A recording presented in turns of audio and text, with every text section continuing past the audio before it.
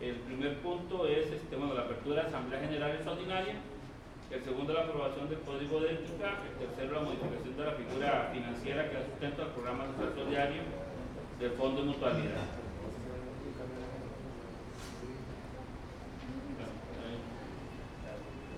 La idea es explicarles un poco el procedimiento.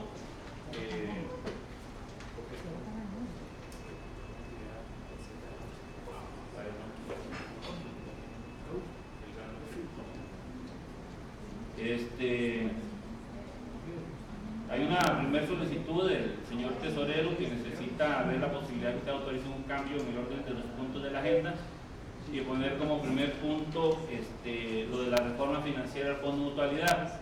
En principio yo estoy de acuerdo, no sé qué piensan ustedes, porque yo creo que el código podría llevar un poquito más de tiempo y él tiene una premura y quiere estar presente con los compañeros del Fondo de Mutualidad.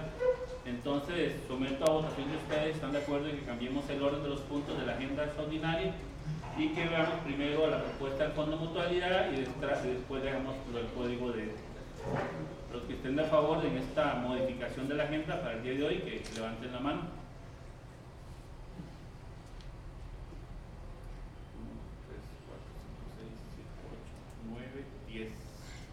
10, 11 a favor, ¿está en contra? ¿Abstenciones? 2 abstenciones. Se aprueba la modificación, entonces procederíamos a escuchar a los compañeros del Fondo de Mutualidad.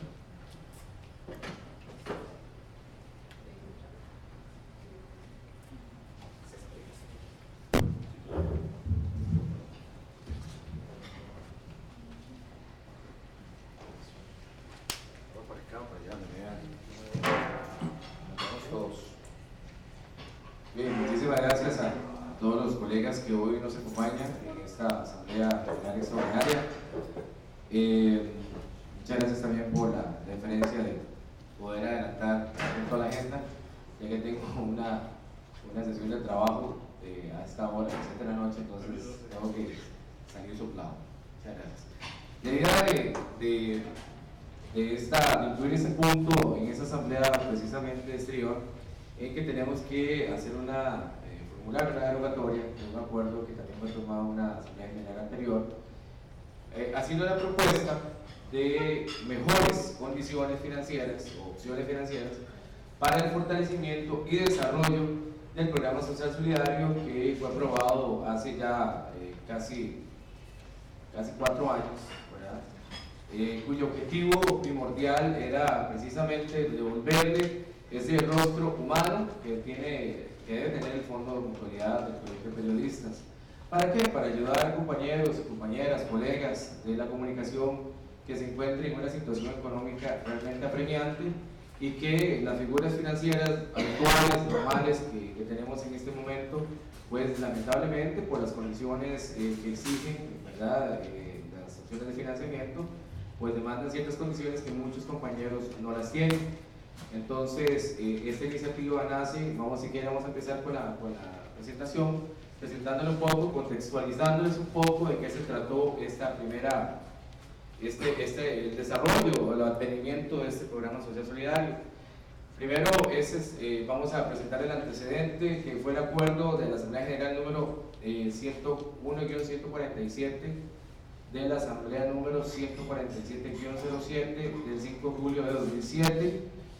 Precisamente en esta asamblea se origina el nacimiento del programa social solidario y en ese momento se formuló, se pensó en el fideicomiso de los fondos que se obtendrían con la venta de una propiedad que el Fondo de Mutualidad tuvo como dación en pago por una deuda de un colega que tenía con la institución. Bueno, sin embargo, se dieron en procesos o en periodos muy diferentes, como vamos a ver luego. El capital base que da origen al programa social solidario precisamente proviene de la venta de esta propiedad, ¿verdad? Que se ubicó o se ubica más bien en el distrito de Los Ángeles, cantón de San Rafael de Heredia. Ese es el número de finca, el número de plano catastrado, la cual, sin embargo, en ese momento obviamente empezó el proceso de venta, no se había vendido y se tenía una proyección de los recursos financieros que se iban a captar como producto de esa venta. Sigamos. Esto es la definición que está actualmente en el reglamento del estatuto, en el capítulo 5 del artículo número 17, ¿verdad? Ese es lo que es, la definición del programa social solidario, esos son los alcances que tiene en la actualidad. Sin embargo, bueno, el programa iba a tener un desarrollo un poco distinto a lo planeado por precisamente la tardanza, ¿verdad? Que en muchas ocasiones no fue producto precisamente de la actividad normal del colegio, sino por condiciones estrictamente del movimiento del mercado de bienes raíces que se dio en esos momentos. Muy bien. ¿Ok? Finalmente, el lote se pudo vender hace el año pasado, finales del año pasado, casi va a ser un año, ¿verdad? Se tenía una proyección de ingresos muy diferente a la que se dio, ¿verdad? Precisamente por las condiciones del mercado. La propiedad se vendió en $79,000, aproximadamente un poquito más, ¿verdad? En términos redondos, unos $79,000. Sin embargo, ese capital ingresó hasta 2010. Entonces vemos que el lapso que se dio entre la aprobación del programa social solidario y la figura del fideicomiso, ¿verdad? Se dio casi que 3 años antes de que ingresaran los recursos. Para poder arrancar con este programa social solidario, el colegio tuvo que destinar parte de su presupuesto ordinario para iniciar, ¿verdad? Para poder empezar a ayudar a estas personas. Inclusive, el Fondo de Mutualidad contrató a una trabajadora social para que desarrollara un instrumento socioeconómico, ¿verdad? Para poder determinar qué personas podían calificar o no para esta ayuda de una manera mucho más exacta, mucho más objetiva, mucho más veraz y no básicamente en algún tipo de, qué sé yo, de sentimiento o alguna relación afectiva o alguna relación o alguna percepción absolutamente subjetiva. Muy bien.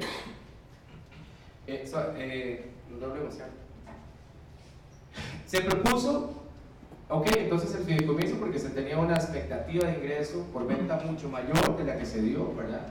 Y sobre todo por ofrecer seguridad en la utilización de los recursos, es decir, que los recursos no se pudieran emplear o desviar para otros fines de lo que originó el programa social solidario, ¿verdad? Sin embargo, en ese momento, ¿verdad? No se consideraron los costos o los rendimientos que se podían obtener para poder invertir este capital base y que empezara a crecer, ¿verdad? De una manera mucho más rápida y con la captación de mayores recursos.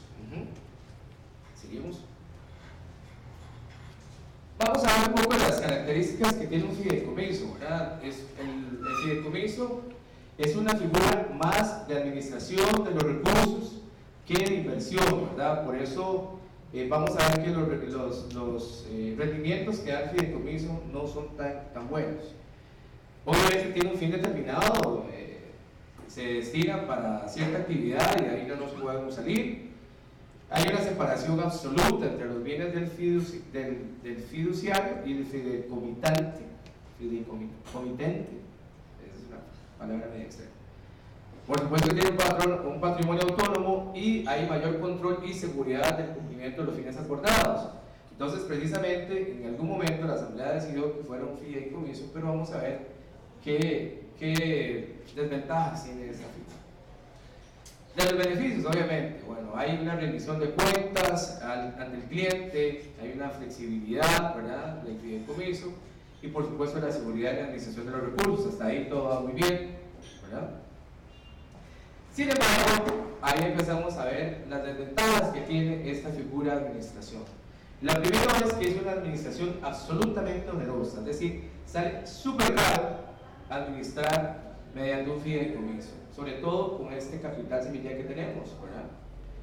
¿Por qué? Porque este fideicomiso va a demandar estados de cuentas mensuales, inversiones, redenciones, emisiones de cheques, o puede demandar, ¿verdad?, declaraciones de impuestos, rendición de cuentas, pagar cada acción que nosotros le pidamos a ese fideicomiso o cada movimiento o servicio tiene un costo que nosotros lo tenemos que asumir, ¿verdad?, con los rendimientos que obtengamos de ese fideicomiso.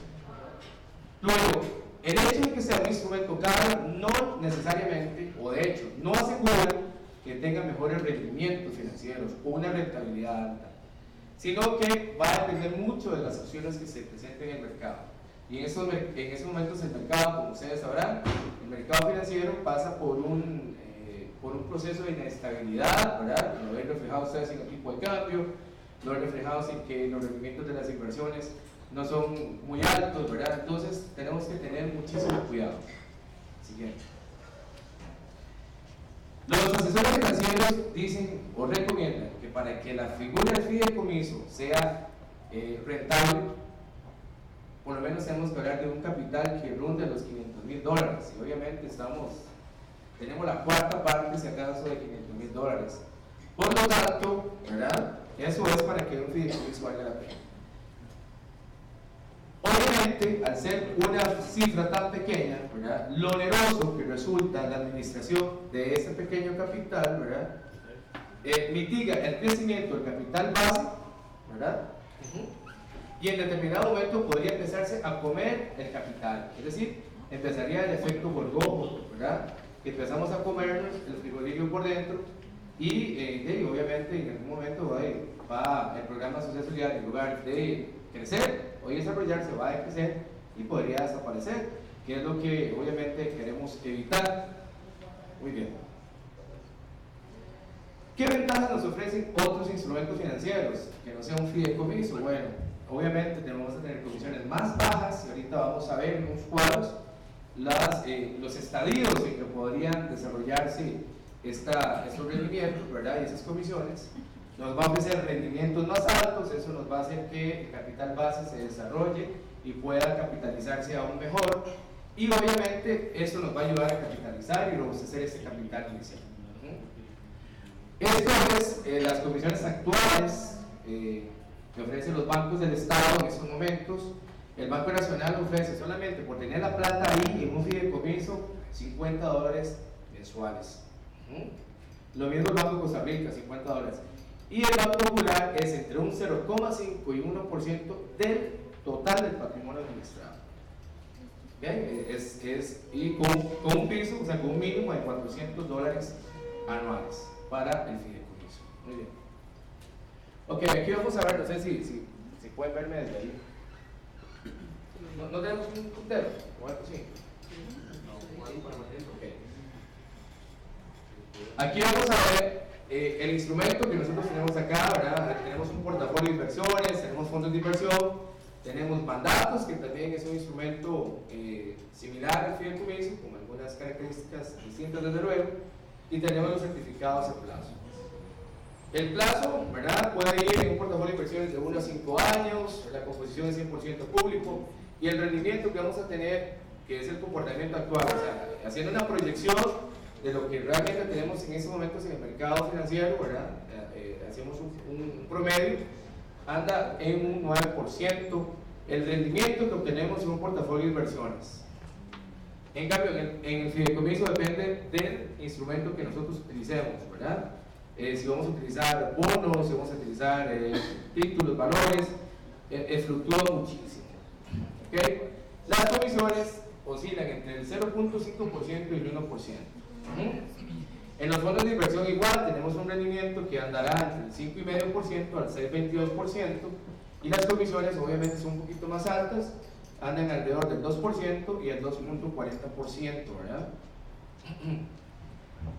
En los mandatos, ¿verdad?, y en el fideicomiso, las comisiones andan entre el 0,8 y el 1% sobre el patrimonio administrado, ¿verdad?, lo cual hace que sea mucho más alta la comisión con respecto a un portafolio de inversiones o los fondos de inversión. En este caso, los certificados a plazo no existe comisión, pero sí se graba con el 8% del impuesto sobre la renta. ¿Es correcto, la señora administradora? ¿Estamos bien? Ok, aquí vamos a ver un escenario número 1, que es un rendimiento y una comisión más bajo para todos los instrumentos que podamos utilizar ilícitamente, incluyendo fideicomiso y mandatos invertidos en fondos de inversión. Y esto lo vamos a ver en términos absolutos, ¿verdad? En estos momentos esta es la proyección, como nosotros tenemos anual, de lo que sería el financiamiento del programa social solidario. Esos $79,000 de capital base nos van a dar un rendimiento proyectado, ¿verdad?, de $3,697,000. De ahí tiene que salir el financiamiento para las ayudas que nosotros vayamos a dar a los compañeros y compañeras del colegio, ¿verdad? Esto, en una figura de portafolio de inversiones, nos da una comisión, o nos genera una comisión de 205.400 y nos daría ese rendimiento neto, ¿verdad? Que es la resta a ese rendimiento anual. En los fondos de inversión, esta sería la proyección, pero tenemos una comisión más baja. Por lo tanto, el rendimiento neto sería este, ¿verdad? En los datos, vean ustedes la comisión que nosotros tendríamos que pagar anualmente por la administración de este fideicomiso. Es casi un $250,000 de colones, lo cual pues nos baja muchísimo, ¿verdad?, en comparación a las otras dos figuras financieras, tanto el mandato como el fideicomiso, precisamente por eso, porque es un capital demasiado pequeño. Y estos son más o menos la proyección de los rendimientos de los certificados de depósito a plazo, ¿verdad? Las comisiones ahí pues no existen, ¿verdad?, porque son el impuesto sobre renta, pero esos son más o menos los rendimientos netos que nosotros podríamos obtener con la utilización de estos certificados a plazo o de esa figura de inversión, ¿verdad?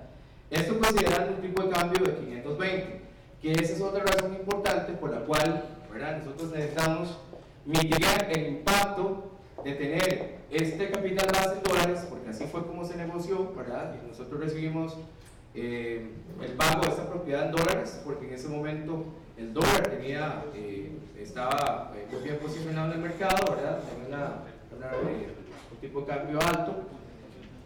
Y ahora, dadas las condiciones que se están presentando con el tipo de cambio, necesitamos colonizar este capital base, ¿verdad? Y obviamente eso nos va a representar una pérdida por diferencial cambiario y necesitamos recuperar esa pérdida que vamos a tener por diferencial cambiario con un instrumento de inversión mucho más, que nos ofrezca mucho mejores rendimientos que tenemos en este momento. Esto es un escenario 2 hipotético, ¿verdad?, con rendimientos y comisiones más altas, ¿verdad?, para todos los instrumentos. Aquí ven ustedes que la comisión más alta que podríamos tener es de 410,000 colones, haciendo la misma proyección, ¿verdad?, y ese sería el rendimiento neto.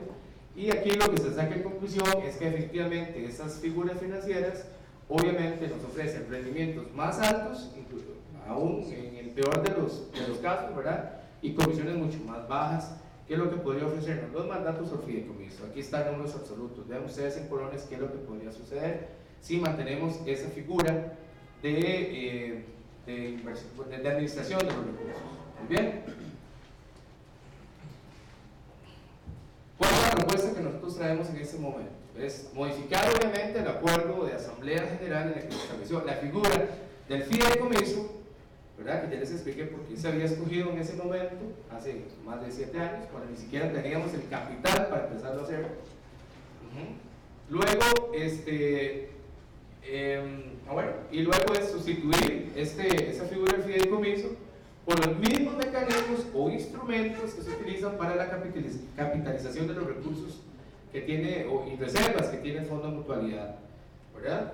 Obviamente eso nos va bajo los mismos parámetros de estrategias de inversión, bajo los mismos parámetros de coyunturas de mercado, de ver cómo mejor administramos los recursos, los títulos, valores que nosotros vayamos a emplear para capitalizar este capital inicial. Vía reglamento, ¿verdad?, que sería incorporado al reglamento, al estatuto, se asegurará el destino y uso de los recursos y su administración, ¿verdad? El fideicomiso se había escogido precisamente para asegurarnos esto, pero bueno, lo podemos asegurar de una manera que podemos obtener mejores rendimientos, mayor capitalización y nos da la misma seguridad de que los recursos no se empleen para otro destino diferente al que fue creado. Se pueden obtener las mismas ventajas del fideicomiso a un menor costo y con mayores utilidades, ¿verdad? El empleo de figuras financieras más dinámicas y flexibles en términos de oportunidad de inversión con los mismos lineamientos del capítulo 4 del estatuto, que dice, más o menos a grandes rasgos, la forma en que los recursos del Fondo de Mutualidad van a ser invertidos, es decir, vamos a utilizar bancos del Estado, vamos a utilizar títulos, valores de gobierno, vamos a utilizar todas las mismas medidas que utilizamos para los recursos habituales, inclusive da la posibilidad de que si nosotros los podemos invertir, ¿verdad? No de forma separada, no así su contabilidad de luego, la contabilidad siempre va a ser por aparte. Si nosotros vamos a invertir en mayor volumen, vamos a tener muchos mejores rendimientos que si lo hacemos de una forma separada del resto de los recursos habituales o normales de financiamiento y reserva del Fondo de Mutualidad. ¿Qué ganamos con esto? Lo importante, obviamente una mayor capitalización implica mayores oportunidades de diversificar las ayudas y los montos. Es decir, en estos momentos tenemos ayudas que son casi que simbólicas, ¿verdad? De acuerdo a las posibilidades financieras que en esos momentos nos ofrece el capital inicial, ¿verdad? Pero obviamente un robustecimiento de ese capital inicial nos obliga o nos daría la oportunidad de diversificar esas ayudas, ¿verdad? Obviamente más colegiados podrían beneficiarse porque en estos momentos, bueno, por dicha no tenemos muchísimos casos de pobreza extrema, si podríamos ponerle algún término, ¿verdad? Pero obviamente esto nos da la posibilidad de que en caso de que, ¿verdad?, hubiesen muchos colegiados con necesidades de financiamiento o necesidades económicas críticas, podríamos nosotros inclusive aumentar el monto actual, que es de 50,000 colones por mes, por 3 meses, por un año, ¿verdad? O sea, la persona solo tiene derecho en esos momentos a un año a recibir, digamos, por 3 meses en el mismo año la ayuda, ¿verdad? Podríamos extender el plazo y aumentar el monto, y por supuesto se fortalece el principio solidario del Fondo de Mutualidad. Siguiente, yo creo que ahí terminamos. Eso es un pensamiento que nos traía don Juan Pablo II, ¿verdad? Y ahora por supuesto nos corresponde a nosotros decidir, y estamos anuentes a escuchar cualquier consulta, cualquier cosa que no les quede claro, ya sea a través de la señora presidenta con mutualidad, la señora administradora o yo, los que les pueda ayudar. Sí.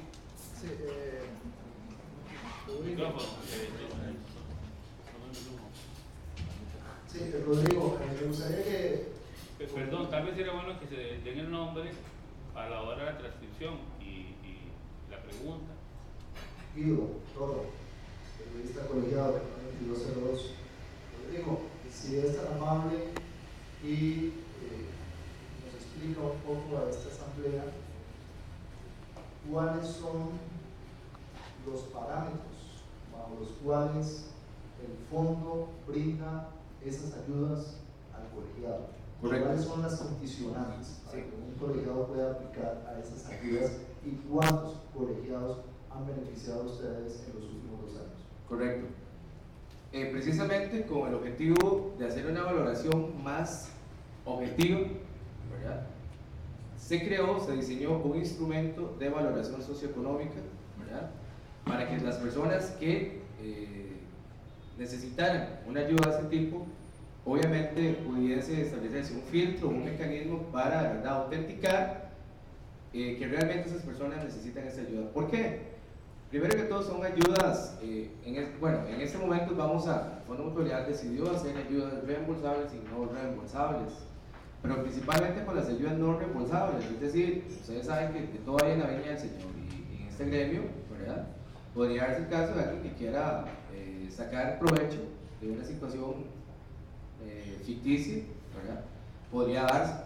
O como efectivamente han habido muchas personas que se han acercado al Fondo de Mutualidad y han estado en una situación económica bastante lamentable, ¿verdad? Ahora, ¿qué requisitos se piden? Bueno, ya eso está establecido en el reglamento, como les decía ahora. El reglamento o la definición del programa social solidario nace inclusive mucho antes de que se tuviera la plata para hacerlo, ¿verdad? El colegio tuvo, para poder echar a andar, repito, ¿verdad?, que recurrir a destinó parte de su presupuesto, una suma simbólica prácticamente para poder empezar a echar a andar el proyecto. ¿Cuántas personas se han beneficiado? No tengo el dato así como fresco en la mente, tal vez. ¿Vos te acuerdas, Beatriz? No, no, pero igual que yo quiero... Sí, claro, tal vez con... Quizás lo más importante no ha sido la cantidad, porque como lo había dicho Rodrigo, sin estar funcionando el capital semilla, lo que se hacía es que el mismo colegio destinaba una cantidad para el programa. Precisamente con esta vía de reforma para que haya un instrumento financiero muchísimo más versátil, con más posibilidades.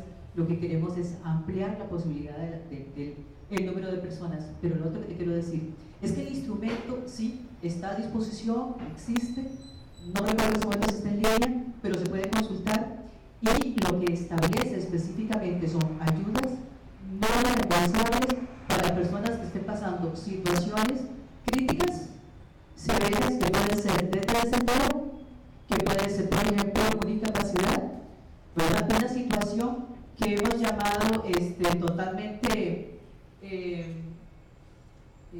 eventual, por ejemplo, la quema de su casa, la pérdida de trabajo, por ejemplo, o enfermedad, digamos, controlada vía incapacidad. Existe el instrumento, existen los mecanismos para verificar.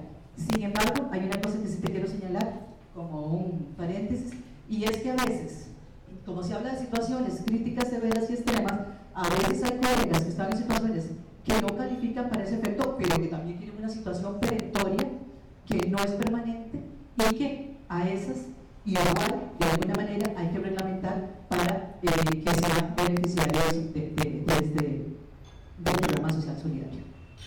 Bueno, les agradezco su aporte. Sin embargo, ninguna de las dos preguntas que hice fueron contestadas. Que eso quede registrado, ¿verdad? ¿Alguna otra pregunta, por suerte, que quiera hacer comentarios? Mira, en primer lugar quisiera saber si hay alguna razón especial para que en este documento del Fondo de Mutualidad no se juntaran esos escenarios, los números, los datos numéricos, que nos presenta ¿cómo se llama? Un anunciado, lo que va a hacer, pero no hay aquí ningún dato de eso. Y sería muy bueno que nosotros lo tengamos para que, ¿cómo se llama?, consultarlo después en la casa, estudiarlo. Tenemos amigos economistas y todo que podrían ver, y tal vez en alguna oportunidad podrían ellos aportarlo, podemos en una próxima asamblea aportar, pero si usted no da los datos concretos aquí, me parece algo no bien hecho, ¿verdad? Y otra pregunta, quiero aclarar una cosa, esto no se trata de un asunto de cuantitativo. Vos acabas de decir que no son muchos los que se han muerto de hambre, con solo uno que se nos muriera de hambre, como se habla de esto, ¿verdad? Es vergüenza que nosotros, en este programa, durante años y años, estuvimos regalándole nuestro dinero al banco, a los bancos estatales, ¿verdad? O a otro banco, prácticamente lo que hemos ordenado, regalándoles el dinero a los intereses de un 20%, un 3%, que no es una barbaridad. Y me parece que este paso, este programa solidario, estoy hablando con él, ¿verdad? Tenemos que hacer algunas reformas en el camino, pero me parece que ya es algo que da vergüenza que no hemos hecho eso y que mucha gente se nos ha muerto de hambre y se ha tenido muchos problemas en sus casas porque el pueblo volvió a ver para otro lado. Teníamos un pueblo que se ha dedicado únicamente y exclusivamente a la parte mercantilista, y cuando nosotros tenemos el pueblo hace varios años era por un asunto de interés social y no nada mercantilista. Gracias. Sí, obviamente, la parte solidaria, tiene dos formas de verse, ¿verdad? Una es, pues, quien pueda pagar un crédito y tenga las condiciones para hacerlo, pues nosotros le estamos facilitando la forma de hacerlo. Inclusive, no sé si ustedes conocen, pero el Fondo de Mutualidad tiene, lo pueden consultar abiertamente, los intereses más bajos del mercado financiero nacional. Es decir, eso de una vez manifiesta, ¿verdad?, que el interés nuestro no es lucrar, es tener un desarrollo social, ¿verdad?, obviamente bajo un criterio legal, técnico, financiero para las sostenibilidades, porque si no empezamos a comer la gallina en los huevos de oro. Entonces nosotros tenemos que velar porque las personas adultas mayores al momento de su retiro, ¿verdad?, a los 65 años está establecido su momento de reglamento, pues tengan derecho por lo menos a un capital de retiro que, bueno, por lo menos le va a servir para ir a pasear o la prima de un carro, en fin, para el uso que quieran darle. Es decir, eso es solamente por haber estado como un premio, por haber tenido una membresía prolongada o tiempo, ¿verdad?, en esa institución. Eso por un lado. Por otro lado, bueno, hay una parte de la ayuda social con recursos que ni siquiera vienen de las cuotas o que vienen del timbre, que son recursos públicos, ¿verdad?, que podemos disponer de ellos de una manera obviamente muy responsable, en el sentido de ayudar a quien realmente necesita, ¿verdad?, que no se nos filtre más de un abusado, una persona que realmente no ocupa la ayuda, ¿verdad?, y podamos ayudarle de una forma. Aquí han llegado compañeros que dicen, bueno, yo quiero, no tengo la forma de obtener un salario para sacar una constancia salarial y poder tener acceso a un crédito, pero bueno, pero quiero pagarlo también. Es decir, bueno, entonces podemos darle una ayuda reembolsable, ¿verdad?, sin intereses, inclusive, que se comprometa a pagarle un espacio de tiempo determinado, y luego, bueno, es parte del solidarismo que otra persona, cuando devuelva ese capital, bueno, ese mismo capital se le puede prestar a otro compañero que esté en una situación crítica. Entonces yo creo que la parte solidaria se puede manifestar de muchas maneras, y es lo que quiere hacer este fondo de mutualidad en estos momentos. Y la idea de cambiar la figura financiera, que en algún momento la Asamblea consideró que era la más idónea, precisamente parte del sentido de responsabilidad que tenemos nosotros de obtener mejores rendimientos. ¿Para qué? Para ayudar a más gente, para ayudar a más compañeros, inclusive aumentarles hasta el monto de la ayuda, que en esos momentos, por el capital que tenemos, es muy bajo. ¿Y qué pasó con los rangos? ¿Por qué no se aumentaron? Perdón, y los rangos sencillamente fue, ahí está, esos Se pueden hacer son extraídos que aquí el administrador del fondo estableció, ¿verdad?, con casos extremos, mayores rendimientos, menores rendimientos. Es absolutamente un juego de una realidad, digamos, ficticia, pero que podría darnos un margen de proyección de lo que podría pasar en la parte financiera. Perdón, voy a revisar. Perdón, compañeros. Vamos a enfocarnos en el asunto. Yo creo que si hay dudas sobre el trabajo del Fondo Mutualidad, será una Asamblea General Ordinaria donde se puede discutir. Incluso acabamos de pasar una asamblea donde se modificó el estatuto del fondo, que pudieron haberse planteado algunas críticas, observaciones o recomendaciones de buena fe para los compañeros que están en el Fondo Mutualidad. Hoy nos trae una propuesta precisamente para que este fondo solidario tenga una mayor rentabilidad y tengamos más recursos. Esa es la propuesta del Fondo Mutualidad, que se le quite, que sea un fideicomiso para poder invertirlo en la cartera de inversiones y tener más ganancias para poder ayudar a colegas. Eso quiero que lo tengamos claro. O sea, la propuesta es muy concreta, es quitar esa camisa de fuerza a que sea un fideicomiso que se maneje estos dineros, Que es muy caro.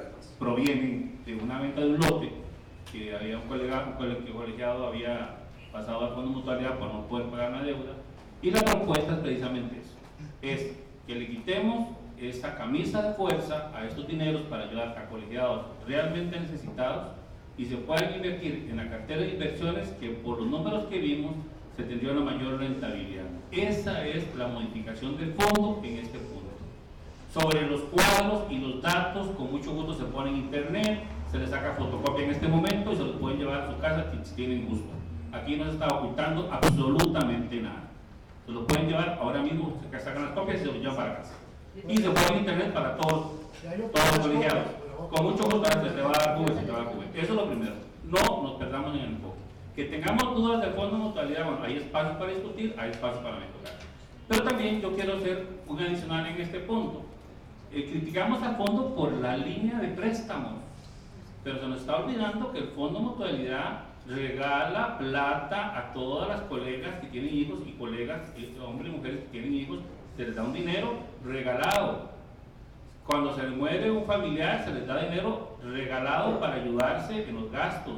Cuando las personas aquí terminan su periodo de pensión, se les da un dinero también que se llevan para la casa, que superan mucho la cuota mensual que estamos dando todos los meses los colegiados. Cuando se casan, O sea, también. el Fondo Solidario, Cuando se casan también. y el Fondo Solidario tiene muchos aspectos de ayuda solidaria, pero nos enfocamos a criticar la parte de los préstamos, y los préstamos del fondo presta menos, más barato que otros. Lo que pasa es que se piden garantías, porque en la historia del Fondo Mutualidad mucha plata se perdió y todos los que estamos aquí lo sabemos.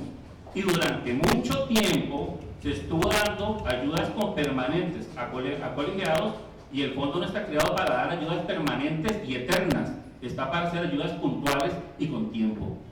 Y lo sé porque tuvimos que hacer una modificación, porque fueron más de 60 millones de colones en ayudas eternas a muchos colegiados, y se estudió y no se ha negado ayuda cuando se requiere mucha gente. Pero tengamos claro, el fondo es una ayuda temporal por asuntos puntuales, y la única manera que el fondo pueda hacer ayudas eternas, digamos, sería que entonces hagamos una transformación en el fondo y paguemos una póliza o una pensión complementaria, ¿verdad? Entonces no se tendría que pagar 2.000 de la cuota, que es el promedio que se está pagando por cada colegiado al fondo, sino que habría que entonces hacer un estudio realmente fuerte y subir la mensualidad, ¿verdad? Una mensualidad mucho más alta para poder ser sostenible un régimen, si queremos un régimen aquí, de pensión complementaria, que creo que es una ley. Entonces, el fondo sigue siendo solidario. El fondo no puede regalar la plata. El fondo tiene que ser sostenible, y por eso hacen estudios actuariales periódicos para poder darle esa existencia. Si no, es muy fácil, repartamos la plata en este momento con los que estamos colegiados y no pensemos en el futuro.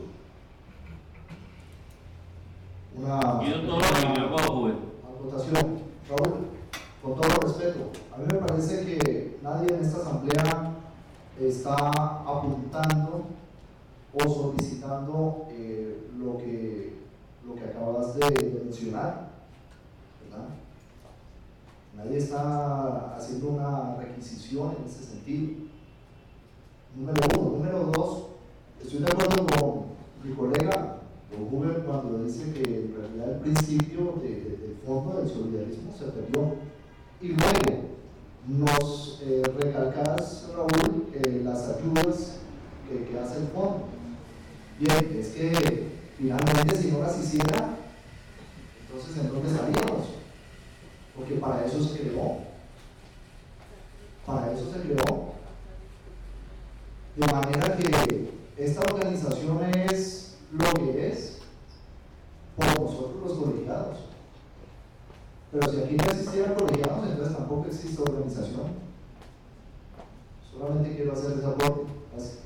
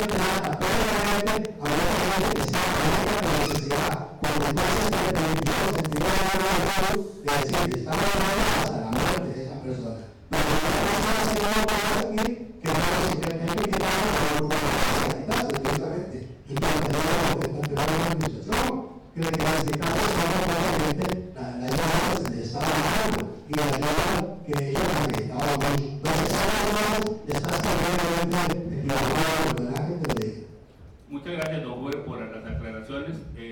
Pero sí te digo que si estuviera seguido por ahí, lo estaría a fondo y Chavarría.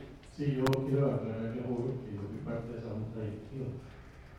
Y precisamente, cuando se habla de cosas de solidarismo y unidad, pues cada quien tiene su manera de pensar y de querer ver las cosas. Pero los números son los que dan. Es decir, si la plata se regala, primero, la plata del fondo no viene de las cuotas que nosotros ponemos. Eso queda muy claro, eso viene de la plata del tiro. Segundo, cuando se hicieron estos estudios actuariales por el impacto de la junta directiva, el fondo iba en Guadalquivir, y eso lo demuestran los estudios actuariales que están en actas, luego los pueden buscar. En esa oportunidad puede que haya gente que estaba en serios problemas, pero había otra gente que no tenía esos serios problemas, y como eso era el reglamento decía que era 6 meses lo que se tenía que dar. Eso es algo que estaba aprobado, no es una cosa de Raúl ni de toda la familia de turismo, eso estaba en el reglamento aprobado, eso fue lo que se hacía, y lamentablemente se volvió un derecho perenne. Lo que quiero decir es que con el solidarismo hay que tener mucho cuidado, porque cuando hay plata, generalmente uno cree que simplemente a veces regalarla o hacer ciertas acciones, y no es así, lamentablemente. No hay ninguna asociación solidarista en el mundo que te dé perennemente hasta que mueras. Rayita Bani, Juan también estuvo en esa junta directiva, y yo fui tesorero, y asumo la responsabilidad por este momento. Es para aclarar, no para generar y escoger menos. Pero hubo que corregir una serie de inconsistencias que se venían heredando de juntas anteriores. La reglamentación era muy endeble, había problemas de enfoque en algunos instrumentos reglamentarios que hubo que corregir, y esa práctica, a la que se refería Chavarría y el señor Raúl, esa práctica era muy fácil justificar por medio de una reglamentación ambigua y no bien fundamentada, estar generando una serie de decisiones que tenían que ver con dineros colegiados de manera casi que infinita. Era una cuestión cíclica, se repetía y logramos determinar por medio de trabajo científico que se hizo porque se contrató en aquel momento trabajadores sociales que hicieron el trabajo en sitio, estuvieron en el campo, fueron a hablar con los colegiados, estuvieron en sus casas, y nos dimos cuenta por medio de los diagnósticos que había casos que se merecían el apoyo del colegio y una intervención del colegio a más apoyo para ayudar a los colegiados, pero que en otros casos había un aprovechamiento inadecuado y poco pertinente. Entonces tuvo que corregirlo, se tuvieron que tomar decisiones, se mejoraron los instrumentos de comunicación, de reglamentación, y se pudo mejorar un poquito para evitar esa desviación que se estaba dando. No porque había mala intención de nadie, simplemente que había cosas que estaban manejando y la reglamentación había sido alterada y había que adaptarla al momento, y eso fue lo que se hizo, y creo que fue un trabajo responsable que tocaba hacer en aquel momento. Por otro lado, con respecto al propuesta de ese caballero del fondo, por mi opinión particular, o vista lo que se ha venido acá a decir, es que es importante que el fondo se preocupe por esas cosas. Porque a fin y al cabo vivimos reclamando de que por qué no se toman decisiones, se hacen propuestas de carácter solidario para los colegiados. Aquí hay una. Lo que yo sí pediría es que ojalá, con esa propuesta de sustitución del acuerdo de asamblea anterior, vaya también junto con ello la reglamentación. Porque la reglamentación es la que determina los criterios de quién se designa, cómo se designa y quién interviene en el trabajo diagnóstico para saber a quién se ganó. Eso sí tiene que estar. Y por otro lado, a mí me parece que, yo te pregunto, ¿vos estás de acuerdo con el principio planteado acá del cambiar? Me parece que, como que nos parece bien. Entonces digo esto a esta opción porque pueden haber matices en los que yo podría sacar a cara, porque yo una serie de opiniones que yo también tengo, pero en algunos momentos esta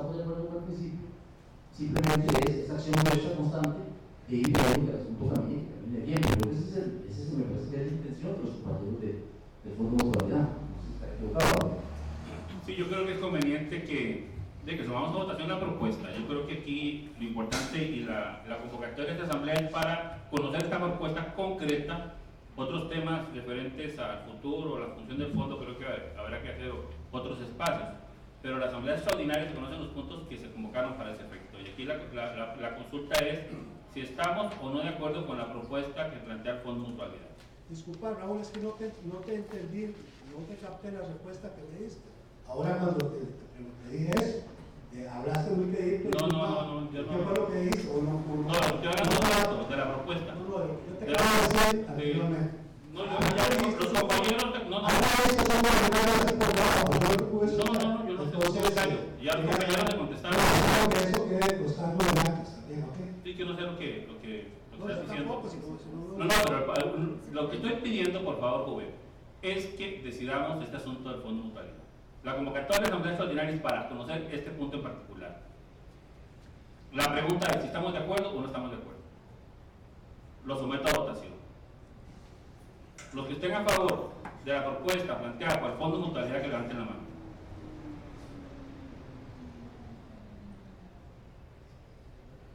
Pues los que están en contra, abstenciones, aprobado. Pasamos al segundo punto de la asamblea, que es lo del código de ética. Vamos a ver. Sobre el código de ética que hoy conocemos, creo que es importante dar algunos antecedentes.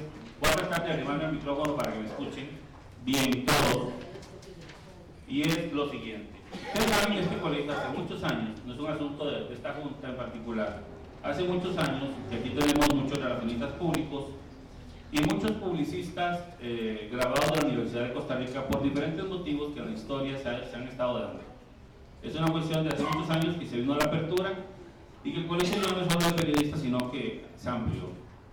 Producto de esos cambios, el año pasado el colegio amplió su espacio también a los productores audiovisuales. Ahora bien, pero esto plantea un problema muy serio en la estructura del funcionamiento del Tribunal de Honor. Y hay un interés del Tribunal de Honor y un interés de la Junta Directiva y de la mayoría de los colegiados de que efectivamente faltan algunas normas para poder fortalecer y ampliar la razón de ser de este colegio, que es la parte ética.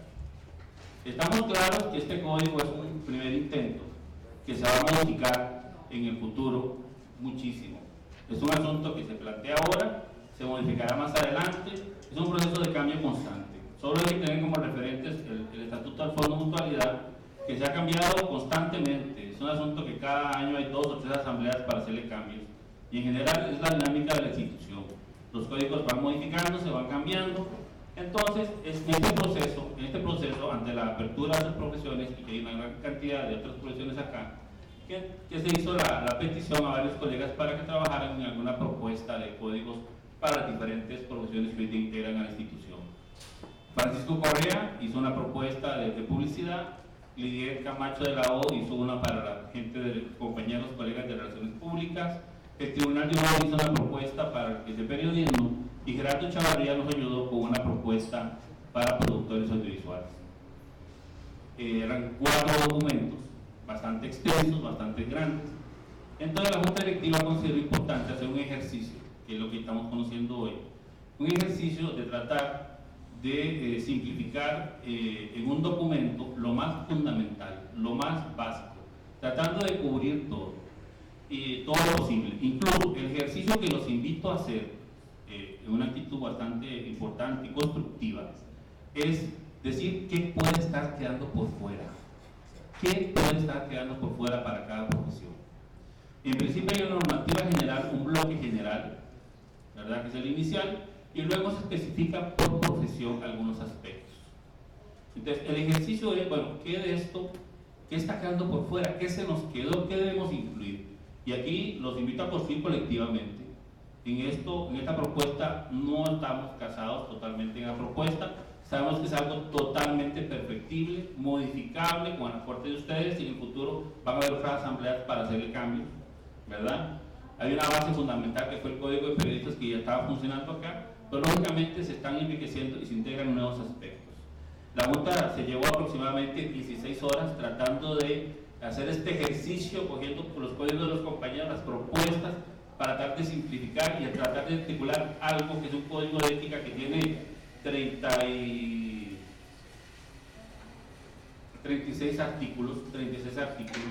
No fue fácil, y como les dije, es un asunto que todavía, lógicamente, hay que perfeccionar.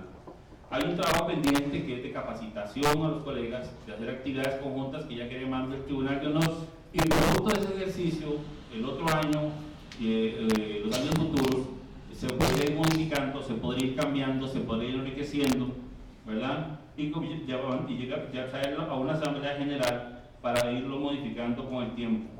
Los códigos de ética no se pueden imponer. Yo creo que es un asunto es un asunto de convencimiento personal, es un asunto de actitud personal, moral y una actitud positiva como ser humano, el tratar de construir y no tratar de destruir. Entonces yo sí creo que es importante que lo veamos con estos ojos, con los ojos constructivos, unos ojos que suben y lógicamente se puede ir modificando. Como ustedes ven, aquí está para ustedes, hay un marco bastante amplio y está para sus observaciones y cambios. Sí espero que en este ejercicio pues duremos lo suficiente, pero no eternamente, para poder cerrar hoy como una propuesta que logremos consensuar entre todos. Don Raúl, ¿se va a ir de artículo por artículo? Como ustedes gusten, o si lo pudieron ver, estuvo en internet durante 3-4 semanas. Yo no tengo ningún problema, como ustedes gusten. Buenas noches, dice Arado del Carnet 1550. Perdón, se me olvidó decir, acordémonos también que este es un código para los miembros de la institución, ¿verdad? No es un código que va a regular a gente que extraña en la institución. Es un código para nosotros y para los colegas que no están con nosotros. Pero colegas. Perdón, Cristian, ahora sí, perdón, que se me olvidó esa parte. Buenas noches, dice Arado del Carnet 1552. A mí me ha sorprendido terriblemente la publicación de este código o de esta propuesta de código, porque es un documento sumamente amplio, donde no normas concretamente acciones erradas de profesionales en las diferentes áreas de la comunicación. Si bien es cierto que existieron profesionales detrás de esta propuesta, yo propongo a la Asamblea como ente soberano de que dejemos este tema para después, porque me parece que hay mucho que trabajar, y me parece muy apresurada la acción de la Junta Directiva por el hecho de sacar este tema para ver en esta Asamblea Extraordinaria. Mi moción, y no sé a quién se la tengo que entregar,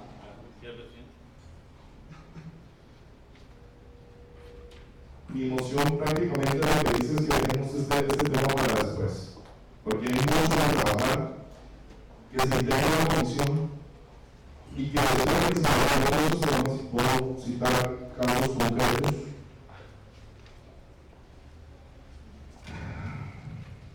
Nada más. No se menciona dentro del articulado cuál es el papel del Tribunal de Honor. Está en el reglamento, pero en el documento, ¿qué pasa si alguien no cumple un articulado? Perdón, no me dejan loco. Segundo tema, por favor. Si yo no cumplí, usted está diciendo que esto es para los que estamos aquí adentro y con voluntad propia estamos aquí adentro. Si yo no cumplí un artículo de ese reglamento, ¿qué me pasa? En ninguna vez. Entonces, no me va a pasar el asesor legal porque creo que hay un problema. Acordémonos que es un código, pero hay un reglamento que le da sustento al Tribunal de Honor que plantea todo lo que está diciéndome. No, porque ya están a poner hace muchos años. Vamos a ver, en el país existe una jerarquía de normas que supongo que ustedes conocen. La ley está por encima de un decreto ejecutivo y por encima del código. La ley establece las sanciones que puede imponer el Tribunal de Honor. Entonces ya las sanciones están establecidas. Lo invito a leer el artículo, permítame un segundo, le leo directamente. Puede leer el artículo 20 de la ley que claramente establece las sanciones que puede imponer el Tribunal de Honor. Evidentemente eso es materia de reserva de ley. Entonces ahí está regulada su primera pregunta: ¿qué sanciones se incumplen cuando se falta el código de ética? Y el procedimiento está establecido en el decreto ejecutivo de la ley que en los artículos, permítame un segundo,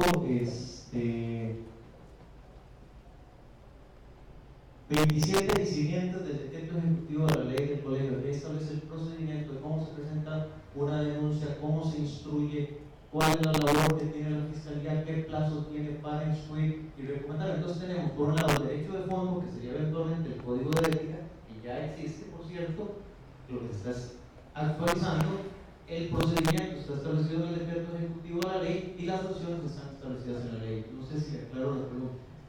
Gracias. Don Guido. Beatriz. Bueno, gracias, y retomando precisamente las palabras del abogado, si eso ya está establecido en la ley, entonces ¿qué vacío viene a llenar este código de ética, ¿verdad? Como lo está diciendo aquí el abogado. Ahora, con todo respeto y para los colegas que participaron, y les agradecemos su interés, su aporte, su tiempo dedicado a esto, pero surgen muchas dudas. Este código de ética toca desde elementos que pertenecen al código del trabajo hasta elementos que entran en conflicto con la Convención Americana de Derechos Humanos, artículo 13, artículo 19, artículo 20. De manera que a mí me parece que esto le falta. Y estoy de acuerdo con mi colega Landy. Esto hay que ponerlo en stand-by, hay que suspenderlo hasta una nueva propuesta y hasta ver que esto no roce con la misma normativa legal, como lo acabó de decir bien el abogado, la misma ley está por encima. Y luego me surge también otra pregunta. La ley orgánica del colegio dice que el colegio está para velar por los intereses individuales y colectivos del colegiado. No sé hasta dónde esto se convierte más bien como una herramienta de persecución para el colegiado, porque finalmente el que no está colegiado esto no le afecta. Bueno, primero vamos a ver, don Alejandro, por aclaración Beatriz y luego don Gerardo. Dos puntos. Y Efraín. ¿En qué complementa? Como usted conocerá, y voy a hacer el parámetro con el sistema jurídico costarricense, porque parece que es absolutamente válido. Usted tiene un código penal. El código penal le dice qué pasa si usted asesina, qué pasa si usted viola, qué pasa si usted estafa, pero no dice el procedimiento. Eso está en el código procesal penal. ¿Qué hace este código? Regular el derecho del fondo, es decir, las posibles faltas al incorrecto ejercicio de la profesión que pueda darse que puedan presentarse por los miembros de la institución. Así que eso es lo que hace, porque la ley en ninguna parte regula el código de ética. La conducta ética la regulan precisamente los miembros de la institución. Con la segunda pregunta, voy a aquí. No quiero, es mi maestría en Derecho Constitucional y es precisamente el tema que mejor manejo, cuál es la función de los colegios profesionales. Los colegios profesionales no están creados para proteger a los colegiados, están creados por obligación de ley para velar por el correcto ejercicio de la profesión y sancionar cuando dos miembros se aparten. Puedo sacar aquí la jurisprudencia de la Sala Constitucional y nos daría hasta la madrugada viendo esa parte. Desde ese punto de vista, una de las funciones esenciales de todos los colegios profesionales es precisamente regular un marco de ejercicio ético, no penal, no civil, porque eso se ve en otras instancias, sino precisamente de cómo considera el gremio que debe de ejercerse de la mejor manera la profesión. Eso es lo que viene a aportar este código de ética. Valga señalar que ustedes ya tienen un código de ética, desgraciadamente, es un código que históricamente, o por razones lógicas, solo regula el ejercicio del periodismo y deja por fuera las otras disciplinas. El colegio, al ser creado precisamente para regular el correcto ejercicio de la profesión, como el resto de los colegios, tiene una deuda con las otras disciplinas que aquí nos están regulando. Esa es la idea central. Si ustedes quieren verlo hoy o dejarlo para después, por las razones que cada uno de ustedes sabrá, es otro tema, pero sí es una deuda importante. ¿Qué pasa con los que están afuera? Bueno, es que ustedes tienen una realidad muy particular, y es que al ser un colegio de afiliación voluntaria, desgraciadamente lo único que puede decir es que el que entra a la institución voluntariamente acepta acogerse a este código de ética. Y por supuesto, no voy a contestar las observaciones del artículo 13 y 19 de la Convención Americana de Derechos Humanos porque nada más se lanzó la especie pero no se concretó. Entonces no puedo realmente ver a dónde está el roce. Con mucho gusto, si lo hay, se puede corregir. Perdón, Beatriz. No, voy a esperarme porque lo mismo es muy específico y están hablando del plano general. Creo que Ok. sí, por ahí. Efraín o Charlie. Y luego Toro. Yo quería expresar dos cosas, doctor. La primera es que este código, antes de ser presentado acá, fue presentado al asesor legal para que él lo viera y analizara si había alguna situación anormal dentro del código. Por otro lado, el código no es represivo. También al contrario, es un código porque no es represivo, porque la ética no depende inclusive del código, depende de cada uno de nosotros. También hay especialistas, lamentablemente hay muy poca gente, porque hay un especialista en ética que también analizó y dijo que no hay una cosa así que hacer una cosa como habíamos hecho todos, que era un reglamento, ¿no? Que se pueda hablar en el camino, ya lo digo ahora, yo y los compañeros del tribunal estamos de acuerdo que se puede corregir el camino. Pero sí quiero que quede claro que esto fue analizado por el asesor legal antes de ser presentado a esta sala.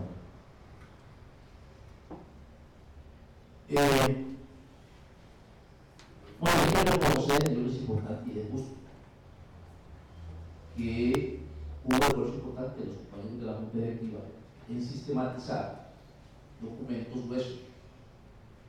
La experiencia que tuvimos en el tribunal meses anteriores, con el código, la propuesta de código de ética de los periodistas, que no fue fácil, y fue un documento grande, nosotros ampliamos los artículos mucho, lo que quisimos ser demasiado específicos, y en de producción, que incluye una serie de variables que tienen que ver no solamente con cuestiones planteadas acá, sino también otras cosas que tienen que ver con cosas muy propias de la profesión, muy puntuales. Los compañeros de la Junta hicieron un esfuerzo importante por sistematizarlo. El producto final pues tiene sus aciertos, o sea, si tenemos un uso específico, tiene otras cosas que pueden mejorarse, sí, ¿por qué no? Sin embargo, Raúl dijo algo muy interesante con el que eso se convierta en una propuesta base que sirva a la construcción, una construcción participativa. Y a mí me parece que en ese día interesante poder ver la posibilidad de salvar ese punto. Yo tengo una moción muy concreta, para no hablar mucho, la voy a leer, a ver qué les parece a la Asamblea. Y va en una línea propiamente de construcción, de tratar de que históricamente, cuando se habla de los códigos, nos sintamos orgullosos del código de ética que tenemos, porque le vamos a dar a las naciones un código de ética donde nos sentamos confortables, nos sentamos bien y no nos sentamos contra la pared o muchos ciudadanos de otras instituciones. La moción mía, con todo respeto, es la siguiente: postergar al 2011 la aprobación de los códigos, realizar 4 sesiones abiertas el año entrante, una por cada disciplina, con invitación a colegas que trabajen en cada documento base que ha sistematizado la Junta Directiva. Para esto, delegar al Tribunal de Honor y Ética la organización de cada sesión, recoger las conclusiones, recomendaciones y aportes, producto de la producción conjunta de los colegiados, que participen además en las sesiones expertos, académicos, en el tema de discusión. Esa es una moción. Vamos a ver, sigue Guido Toro, luego sigue Julio y luego don Rigoberto, a ver, Toro, a ver. Y Beatriz ya después. Pasa.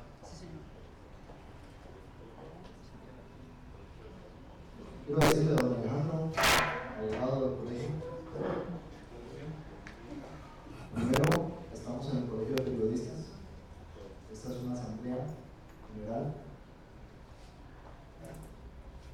Respeto sus criterios y respeto sus credenciales, sus maestrías.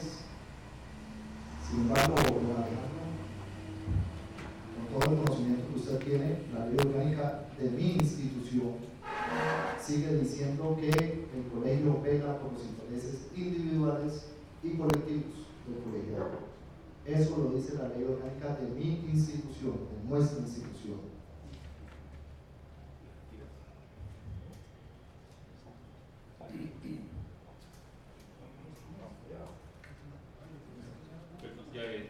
¿Ya todo?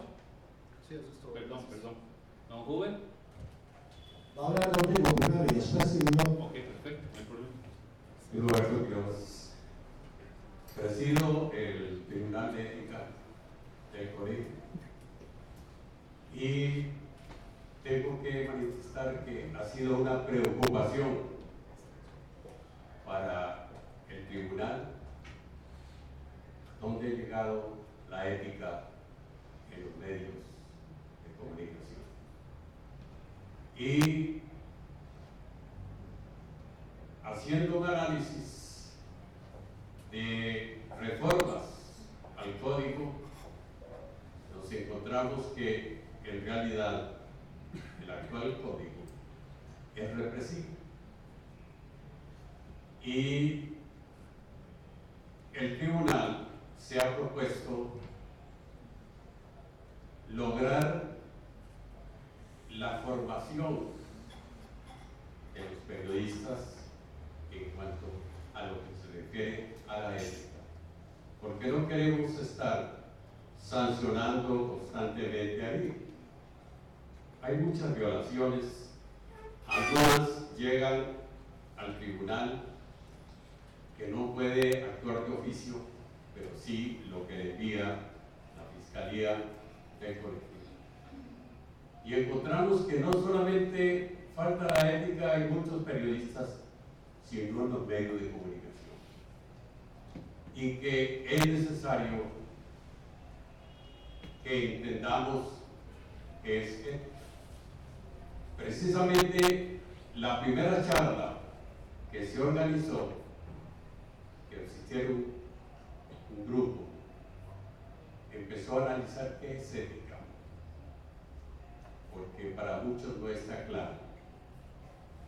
Entonces, pensamos en llevar a cabo este año y el próximo una serie de charlas y atender consultas de estudiantes de periodismo sobre ética, porque muchos estudiantes no tienen claro lo que es ética y cómo funciona el tribunal, y he tenido que asistir a algunas universidades para orientar muchachos que han solicitado eso.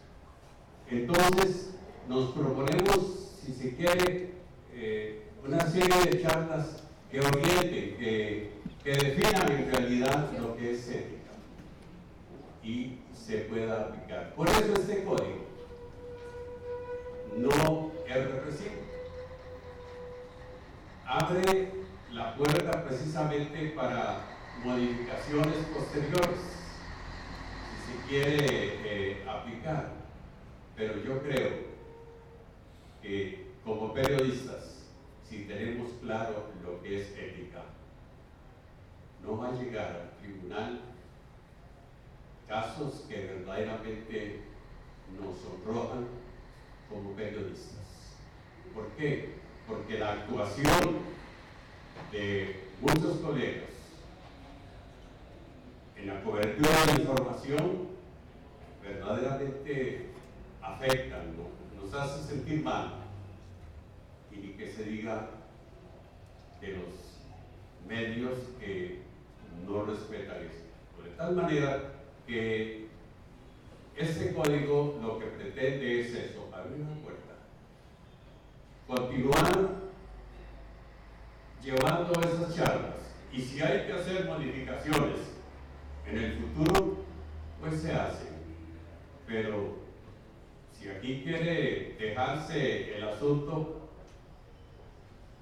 para más adelante, bueno, seguirá en función código represivo, seguiremos sancionando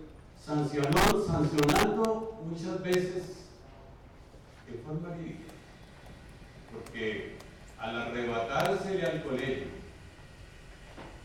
el derecho de poder suspender en el ejercicio de la profesión a aquellos periodistas que actúan mal, entonces muy fácilmente, si queremos aplicar una sanción, sencillamente se va del colegio porque los medios lo siguen empleando.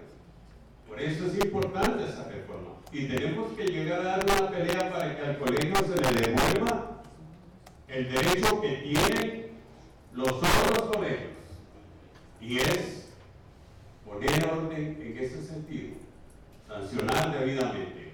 Pero repito, seguiremos en el tribunal aplicando un código represivo y negando la oportunidad de una formación mejor a los periodistas en el ejercicio de la profesión y a los estudiantes que serán los futuros periodistas. Yo quisiera, perdón, que te pongo el para que paso en el gusto, pues, de retirarse lo que voy a decir. Quiero que entiendan una cosa que es lo que nos preocupa.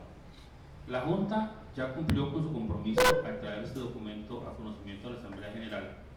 Ese fue un ofrecimiento y aquí nosotros ya descargamos la responsabilidad en la Asamblea General. Es un documento que por lo menos le da algún tipo de instrumento al tribunal para poder ampliar su labor en otras profesiones que en este momento no tiene. Postergar eso es que el tribunal no pueda conocer situaciones de otras profesiones. Y adicionalmente, mantenemos vigente el actual Código de los Periodistas hasta una asamblea futura para que entre a regir un nuevo código. O sea, la propuesta nuestra siempre fue participativa, inclusiva, incluso al tribunal se lo pasamos desde el mes creo que de julio, el documento inicial, ¿verdad? Para darlo a conocer desde el 28 de julio. Pero en todo caso, quiero que entiendan esto. Primero, es una propuesta que se elaboró con el concurso de muchos compañeros por el trabajo de la Junta Directiva, que la Junta en este momento descarga esa responsabilidad de lo futuro en adelante en esta Asamblea General, porque hasta aquí podemos llegar nosotros. Me preocupa que el tribunal quede únicamente con el código vigente sin poder tener ningún tipo de acción en otras profesiones, como hasta la fecha ha ocurrido. Un problema serio es que también no se puede formar a las otras profesiones a partir de algún texto base, ¿verdad? Y es una responsabilidad de la institución como institución. Como dice Cristian, como que no es importante, sí es importante. O sea, tenemos un problema muy serio porque a la hora que ustedes exponen a los estudiantes nuevos, no tienen nada que enseñarles, nada que mostrarles, nada de conversar con ellos y nada en qué convencerlos, ¿verdad? Una responsabilidad institucional que se postergará. Esta Junta tampoco está a muerte con este documento, lo vemos como un borrador, como una propuesta de construcción. Igual nos da que se apruebe o no se apruebe, porque en el paso ya descargamos la responsabilidad de ustedes y la idea es seguir construyendo. Entonces, desde nuestro punto de vista, se hace lo que ustedes tengan gusto. Voy a dar la palabra en esta ronda, tal y como está, ¿verdad? Va Don Huber, luego Cristian, Toro, me parece que ha pedido la palabra, ¿no? Sí. Toro, y luego Efraín, y luego pasamos a conocer las mociones que presentaron, porque hay 3 mociones, y con esto ya tratamos de definir esta situación. Va Don Huber. Gracias. Miembros de la no estuvieron en esa interesante charla que dio esa noche el profesor Luis Fallas. Tal vez nos hubiera aclarado muchas cosas del error básico que están cometiendo con este documento. Estuvo Lidia. Estuvo Ana también. ¿Ah? Estuvo Ana también. Ah, sí. Sí, yo también estuve.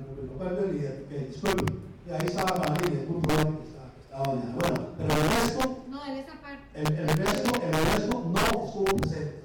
Los que votaron por esta cuestión no estuvieron presentes ahí. Les quiero repetir las palabras que yo dije esa noche y que aquí estaba Marín, que me puede decir si no puede o no fue lo que yo dije. Quedó claro esa noche que nosotros estamos haciendo un instrumento de una sola pata. como lo llamé yo, este banco necesita 4 patas. Muy importante lo del colegio, que todo, que con las diferentes relaciones públicas, periodistas, productores, toda esa gente que entra. Por nosotros no hacemos absolutamente nada, pero absolutamente nada, si ese plan de ética no es consultado a las universidades. Las universidades no pueden ir por un lado y el colegio de periodistas por otro lado. No hacemos absolutamente nada sin la otra parte del banco, que son las empresas. Tenemos que involucrar en esto a las empresas. ¿Qué vamos a hacer nosotros? Sancionarlo al señor Mauro, trabajar con la nación, le vamos a quitar la licencia durante 6 meses sin que la nación se abone de nosotros, ustedes siguen trabajando. Eso no puede ser. La cuarta parte, es la sociedad civil. Nosotros en este colegio estamos apartados desde hace mucho tiempo de lo que es la responsabilidad de la sociedad civil. Nosotros tenemos que consultarles a las organizaciones, a la gente que está organizada en esas cosas, para que nosotros tengamos también la percepción de qué es lo que el pueblo está pensando de nosotros, cómo ellos quisieran que nosotros actuáramos y cómo nosotros podríamos complacer por unas informaciones éticas 100%. Por supuesto que este tratamiento que yo hago, los 4 partes, que podríamos llamar hoy, que salió esta noche aquí, que me parece que es una parte del repuesto que podríamos tener, que es la del Ministerio de Trabajo. Tenemos que tener también la opinión de ellos. ¿Qué están diciendo? ¿Por qué? Porque si nosotros vamos a lanzarnos con este código para que lo tengan pintado en la nación, para que las universidades se burlen de nosotros, para que la sociedad civil sigan eso, el colegio de periodistas. Eso no puede ser, definitivamente. Segundo, me parece, y hay un protocolo que es necesario en algún momento que empecemos a quitar ese filtro abogado, digamos yo, ¿cómo se llama?, de la fiscalía y de la junta directiva. Que si no es a través de la fiscalía y de la junta directiva, no se llega a nada a la comisión de ética. ¿Por qué? Porque ellos sí. Les quiero poner un caso de ejemplo que se acaba de hablar esta misma noche, se acaba de hablar. Cuando a todos los que se les daba, ¿cómo se llama?, ayuda permanente. Esta acaba de venir aquí que posteriormente se hizo un estudio. Me pareció muy bien. Y que en ese estudio se determinó que unos sí tenían derecho y otros que no tenían derecho. Sin embargo, ustedes se dejaron a todos botar la cabeza por la y cómo se llama y pagaron muchos comunicadores. Si yo en ese instante presento a la junta directiva una acusación contra la junta directiva, ninguno de ustedes van a pasar el asunto a los recuerdos, todos se dejen. ¿Por qué? Porque se van a proteger. Entonces, ese hecho es simple, es dictatorial, es cualquiera lo que ustedes quieran. Eso no puede seguir existiendo en el colegio de periodistas y menos aún no colegio de comunicadores como somos nosotros. Y entonces ¿cómo se llama? Ahí a la moción de Carlos y de Cristian de que esto lo digamos un poquito más.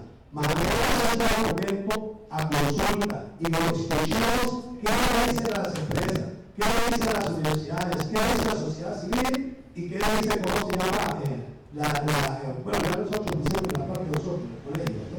Y entonces, bueno, sé que esa labor, este ejercicio va a ser dificilísimo, que va a costar sangre, que va a costar, que nos va a dar mucho que pensar. Pero señores, el día de hoy, cuando saquemos un código de ética para todos los comunicadores, en esa forma vamos a estar muy orgullosos de lo que vamos a hacer, porque eso sí va a pegar a los próximos 25 o 50 años. Y luego me presenté para una cosa unilateralmente desde el punto de vista de los jóvenes de este colegio y no de toda la sociedad costarricense. Gracias.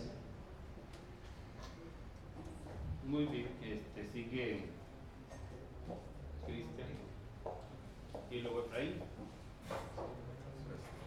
Sí, tal vez para crear la moción, no sé si me da tiempo de escribirla, señor presidente. Hay instituciones, usted dice, de construir. Yo creo que aquí estamos, o al menos en mi caso, yo estoy para construir. Me gustaría hablar con un representante de la Asociación de Relacionistas Públicos Costarricenses. Me gustaría saber si hay un conocimiento de esa asociación donde avale o tenga críticas o tenga pensamientos constructivos. Entonces no hay la premura de discutir eso. Sí. Y también, por ejemplo, la asociación de la SCAP, el INPU, son instituciones que también, bueno, ellos, yo sé que lo acaban de promover, en ese momento yo sé que lo acaban de decir, pero es importante. Ellos son también parte del quehacer de la profesión. Entonces, yo creo que si estamos para reconstruir, podemos tomarnos un tiempo más, podemos quebrar el documento, validarlo con ellos, escuchar sus comentarios y justamente después votar. Obviamente que no se olvide votar mi moción, ¿verdad? Sí, no, por supuesto.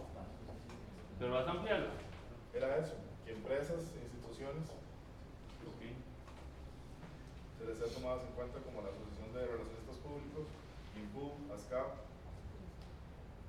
Efraín. Yo creo que bueno, llevamos 41 años un código que más o menos hemos venido, sobre todo los últimos años, me tocó a mí estar en el tribunal tratando de manejar el asunto de las denuncias ante el tribunal de la forma más humana, comunicativa y razonable posible. De hecho, algunos de los últimos asuntos se han resuelto por la vía de la reflexión, de la concertación y saber usar la palabra para hacer que la gente que está en posiciones diferentes pueda llegar a un punto de equilibrio. Y se ha ido logrando, un poco ha sido la premisa, al menos que yo he experimentado con los compañeros del tribunal que me antecedieron y que están ahora en el tribunal, la experiencia mía en el tribunal. De tal manera que yo no quisiera como que apretemos la cuestión, que tengamos que acelerarlo, que tengamos que correr ya, si hemos esperado 4 décadas. Siempre es importante que la Junta Directiva está haciendo el esfuerzo, está sistematizando y ha sistematizado una serie de documentos gruesos. Es un trabajo importante igual, digno de reconocer, y ustedes están cumpliendo con lo que ustedes presentaron en su programa. Y que bueno, nos están dando un documento base para que a partir de acá podamos someterlo a la consideración de partes interesadas que podrían aportar mucho y de repente me parece a mí que es un poco la fe y la esperanza de este asunto. Cuando tengamos acá el documento final, decimos que bueno, que lo sometimos, porque esa debe ser la visión del Colegio de Comunicadores de este país, una visión receptiva, amplia, abierta, de participación, de interacción y con una actitud democrática para que la gente. Yo le agregaría la moción, me parece importante, lo escuché por acá, me parece que es pertinente, a la moción que yo presenté que pongamos un límite, si se aprueba, a la organización de esta actividad para que ya esté cumplido el documento del Tribunal de Honor y Ética, que esto se elabore y se presente en el primer semestre del 2011, que no pase más allá, para no dejarlo abierto.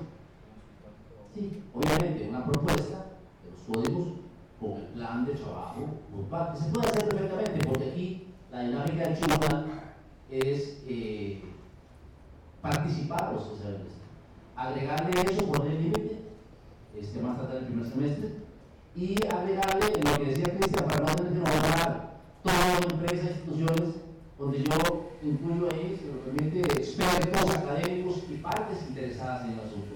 Yo creo que por eso podría quedar englobado el espíritu, digamos, de lo que al menos yo requería, y creo que Cristian está en esa misma línea. Perdón, Vali 10 y luego va a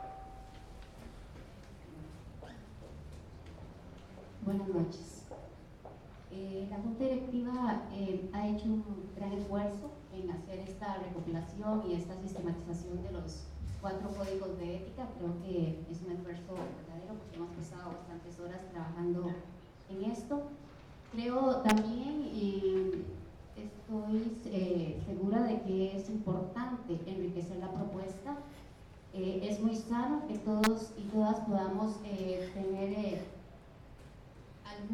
si tenemos alguna observación, que la podamos hacer, igual como dijo Cristian. Creo que es importante socializarlo más, ¿verdad? Hay que socializarlo, y creo por el correo que me envió Liliana de la Universidad de Costa Rica, que lo iba a pasar ella a la maestría en comunicación, ¿verdad? Creo que es muy importante que las universidades, sobre todo la Universidad de Costa Rica, haga sus observaciones a este código y que le demos tiempo para que lo desea.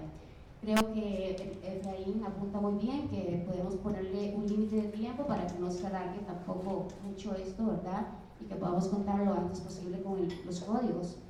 Entonces, yo viendo y oyendo todas las propuestas, creo que es conveniente, ¿verdad?, la socialización, porque este correo a mí me dejó pensando mucho, ¿verdad? Entonces creo que es importante, creo que no mucha gente lo ha visto, aunque esté colgado en la página, ¿verdad? Eso no es excusa, que está en internet no es excusa. Creo que debemos utilizar también otros medios de comunicación para socializarlo más, ¿verdad? Y eso reconozco que no lo hicimos como junta, ¿verdad? Entonces es importante. Entonces es importante eso, ¿verdad? Sí, bueno, yo creo que yo creo que aquí podemos construir algo, hablando de construcción, con casi todas las partes y las mociones que me han llegado. Y creo que podemos llegar a un acuerdo todos. Voy a ver si hago un esfuerzo y ustedes me dirán si agregamos o quitamos, porque voy a hacer como un collage de todas las partes, ¿verdad? Yo creo que aquí hay una suma de ideas. Perdón, Toro, ¿quieres decir algo más? Perdón, sí, no solamente para decir que me uno a las mociones de Huber, de Paolini, de Cristian Lali. Y en efecto, este documento, como ya recalcaron ellos, tiene que ser sometido a consulta a las diferentes instancias que mencionaron. Y quiero decir que no solamente la UCR, sino también las universidades que gradúan a periodistas. Sí quiero aclarar un asuntito para que no quede en el aire. Siempre se pensó en una consulta. O sea, aquí la Junta nunca trató de imponer absolutamente nada. De hecho, ustedes han visto que mi actitud ha sido, aquí se hace lo que ustedes mandan, como siempre ha sido, la Asamblea manda siempre, y la construcción nuestra ha sido siempre, sobre este tema, una posición muy abierta, muy transparente. Consultar a todo el mundo y construir. Sí se hizo un momento que se pasó, primero la Junta iba a empezar a hacer esa consulta, pero incluso por consejo de los compañeros de la Junta, en especial Lidier, tomamos cuenta que no, que este trabajo de consulta debe llevarlo a cabo el Tribunal de Honor. Entonces sí se mandó al Tribunal de Honor para que se hicieran las consultas pertinentes. Lógicamente hay un problema de tiempos, porque el problema es que aquí los periodos son anuales, pero ya la Junta por lo menos hizo su esfuerzo, su aporte, convocó a la Asamblea como corresponde, se lo puso a conocimiento de ustedes, y entonces ahora la Asamblea, y estamos de acuerdo, yo en particular estoy de acuerdo con lo que ustedes están proponiendo, de hacer este ejercicio, de tratar de fundir todas las ideas y pues para posponerlo para los años si fuera necesario. Gerardo. Bueno, yo quería hacer una moción también, o acá hay algunas de las mociones tal vez en la Cámara, que los participantes que están aquí hablando de la comisión se vuelvan a esta comisión, porque yo como coordinador de la comisión de producción precisamente hice todas las consultas a la Universidad de Costa Rica. Me acuerdo que hablé con doña Sonia de la Cruz, con don Emma Vargas, que es uno de los profesores de audiovisual, hablé con la directora de la maestría en comunicación y todos me dijeron que sí, y al final terminé dando votos por ellos. No, yo sé que todos la gente que se hace las propuestas aquí se integra a esa comisión para ver los resultados. Sí, bueno, yo en principio yo tengo claro que los compañeros que hicieron los primeros esfuerzos buscaron gente para que nos ayudaran, porque yo sé que no fue una propuesta nada más que se les ocurrió, y buscaron bibliografía, hablaron con gente, conversaron con gente, mandaron una propuesta, y el trabajo de la Junta fue prácticamente tratar de hacer una síntesis de lo más fundamental.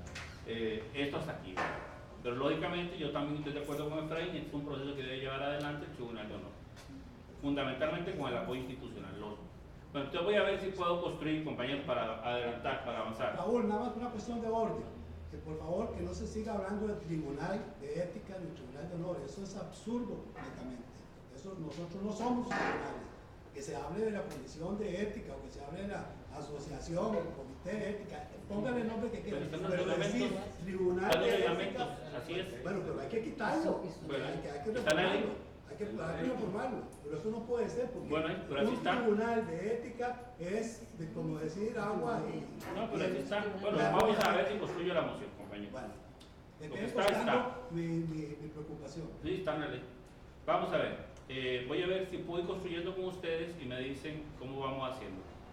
En principio, la moción de Beatriz plantea acoger el documento actual como una base, ¿verdad? Como una base, ¿verdad? Para su ampliación y revisión. Digamos, una idea que creo que todos estamos de acuerdo, que está en el documento base, que luego se va a enriquecer. Está la propuesta de Cristian, que plantea el posponerlo, lógicamente con esta edición se estaría posponiendo, ¿verdad? Y lógicamente se haría una comisión que apoyaría, o la gente que quiera se incorpora a colaborar con el Tribunal de Honor para poder enriquecer ese documento, que sería la segunda idea tuya. Exactamente. Ok, entonces que toma como documento base, que el Tribunal de Honor lo asume, que se incorporan todos los compañeros que quieran colaborar para hacer esta consulta aún más amplia. Hasta ahí vamos bien. Luego está la posición, lo de Fray que plantea, ¿verdad?, que se postergue hasta el primer semestre del próximo año la aprobación de un código definitivo, ¿verdad? Entonces se posterga esta decisión en el día de hoy y se realizarían, o ya plantea cómo se harían, 4 sesiones abiertas, que me parece que eso lo tendría que definir más la comisión, si son 4, son 2, son 5, son 6, me parece que tal vez no lo amarremos a 4, sino que diga en general realizar sesiones abiertas por cada disciplina, con invitación a colegas que trabajan en cada documento base. Se alega al Tribunal de Honor para ese trabajo, ¿verdad? ¿Estamos de acuerdo ahí? Colegas e instituciones afines. No, pero es que no ha terminado aparte. Que se alega al Tribunal de Honor y llevar a cabo este proceso, en la idea. Son sesiones, no pongamos el número, ellos definirán internamente cuántas se requerirán, se posterga para el primer semestre del 2011, la edición final, ¿verdad? Y donde se recogerán conclusiones, recomendaciones y aportes, se consultará a expertos de las universidades y a partes interesadas, entre las cuales estarían también las que suma Hoover, que son empresas periodísticas, universidades, carreras de comunicación, reconocidas organizaciones de la sociedad civil y el Ministerio de Trabajo. Como ustedes ven, no son excluyentes las comisiones. Si ustedes están más o menos, se está grabando todo, en esta suma de ideas, hacer luego el texto final, los que estén de acuerdo, que levanten la mano.